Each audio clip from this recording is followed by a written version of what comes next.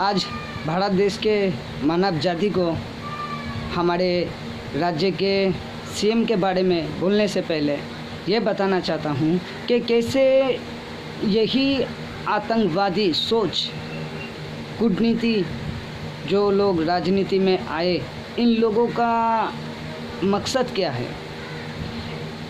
दरअसल इन लोगों का मकसद ही है पूरे मानव जाति को ही गुनहगार बनाना।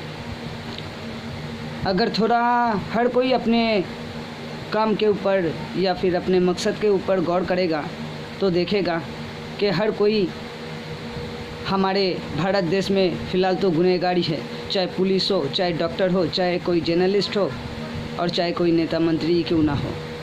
तो आज जो भी लोग जिस जगह पे खड़े हैं और इसके लिए ज़िम्मेदार सिर्फ वही आतंक सोच ही है, बस और कुछ नहीं। चलो, किसी के बारे में कुछ बोलने से पहले उसके बारे में थोड़ा बहुत जान लेना ज़रूरी है। इसलिए मैं कल शाम अपने किसी भी दोस्त के साथ कोई मीटिंग नहीं रखी, किसी के साथ इंट्रोडक्शन भी नहीं किया, क्योंकि हमारे राज्य के जो सीएम के बारे में मैं बोलना चाहता हूँ कि मैंने उनको कैसे देखा और आज हालत किस जगह पे खड़े हैं। ये जो राजनीति जो है अच्छी चीज़ है, राजनीति चाहिए, और जो हमारे देश का जो आईन प्रशासन है ये भी सही है, रहना चाहिए।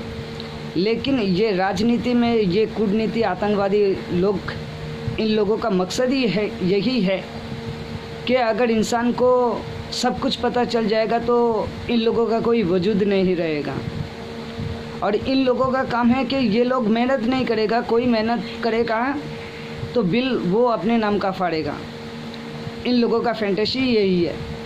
तो चलिए शुरू करते हैं।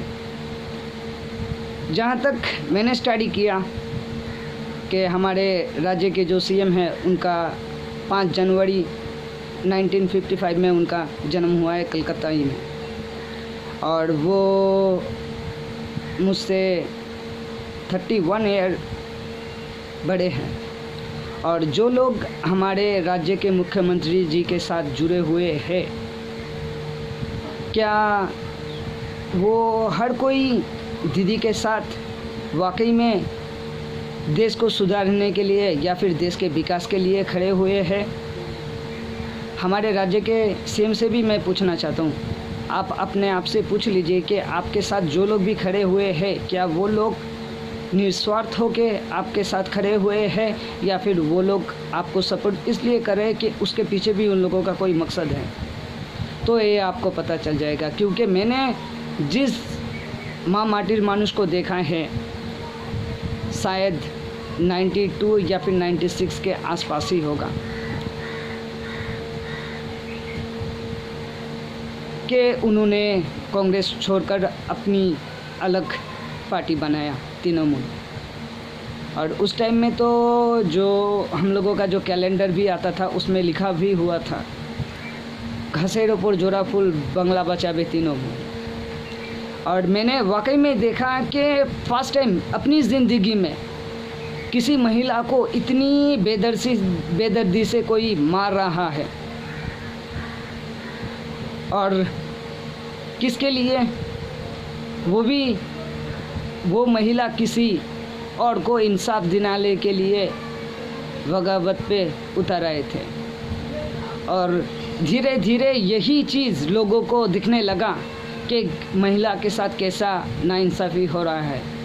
और यही आतंकी सोच और कूटनीति वाले जब देखा कि हाँ, ये अभी इसको रोकने के लिए कोई है नहीं, तो वही आतंकी लोग अपने ग्रुप के मेंबर को भेज दिए तृणमूल में, ताकि वो अगर वाकई में अपने देश के लिए कुछ करना चाहते हैं ताकि वो ना कर पाए, उनसे गुनाह करवाना यही आतंकवादी का मकसद है।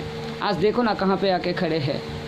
और जो लोग पढ़े लिखे या फिर मैंने इससे पहले भी मैंने बोला है कि हमारे देश के सीएम के बारे में बोलने से पहले हम इंसानियत को ये समझना चाहिए कि चाहे हम लोग कितने भी उन लोगों का सोच यही है। आज तक हमने क्या किया है, जो भी लोग स्कूल कॉलेज पढ़ के डिग्री हासिल करके जॉब करके मेहनत करके घर बंगला मकान बैंक बैलेंस बनाया, अपने बच्चे लोगों को पढ़ाया लिखाया, काबिलियत बनाया, वो लोग भी सक्सेसफुल है। सक्सेसफुल होकर देश के लिए क्या किया है? सिर्फ नेता मंत्री के लोगों के ऊपर उंगली उठाने से कुछ नहीं होता है। पहले अपने आप से पूछो कि आप पॉलिटिशियन में किस मकसद से आए हो। और मेरा मकसद तो सिर्फ यही है कि मैंने जो जेमस्टोन के ऊपर स्टडी किया है, हमारे देश के सरकार के हाथ पहुंचाना है। और एक बात बतानी है, जैसे कि मैंने खुद हमारे इलाके के जो ग्राम पंचायत प्रधान हैं उनके पास गए थे, रॉक जेमस्टोन लेके भी, और इसके बारे में बताया भी उनको भी। तो उन्होंने मुझसे कहा कि ये सरकार को देने से ये सरकार को नहीं मिलेगा, ये गवर्नमेंट के पास चला जाएगा, तो तुम अपने आप से बेचो। उस वक्त उनके अलावा, मेरे अलावा और उनके ऑफिस के स्टाफ के अलावा वहाँ पे बाहर का कोई भी शख्स नहीं था, और उन्होंने किसी को फ़ोन करके भी कुछ बताया नहीं है। जो मैं अपने राज्य के मुख्यमंत्री को बताना चाहता था मैंने उनको बताया, लेकिन उनको तो हमारे राज्य के मुख्यमंत्री ने ये तो नहीं कहा कि उस लड़के को बोलो अपने आप के हिसाब से बेचे।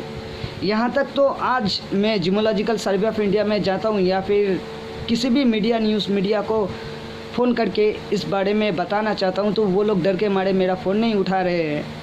और जो हमारे जियोलॉजिकल सर्वे ऑफ इंडिया है वो तो मेरा पत्थर टेस्ट करने से डर रहे हैं। और जितने भी सारे मैंने यूट्यूब में, गूगल में जियोलॉजिस्ट लोगों का वीडियो देखा, स्टडी किया, उन लोगों के पास भी काफ़ी सारा नोटिफिकेशन भेजा, लेकिन वो हर कोई खामोश है, सोच में पड़ गए कि हूँ मैं कौन।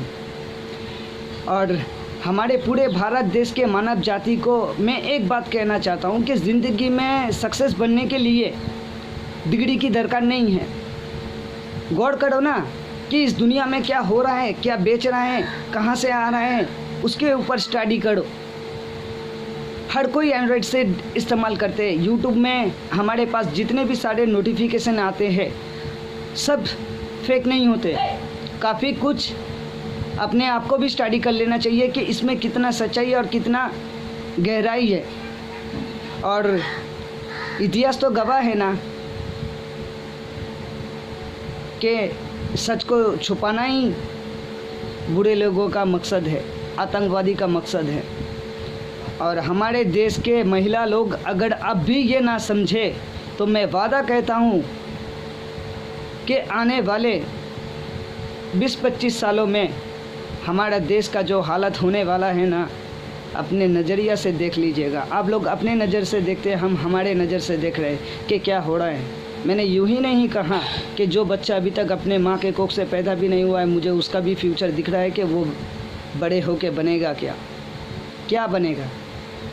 जैसा परिवेश, जैसा पेरेंट, जैसी सोच, वैसी फ्यूचर। Dismiss case.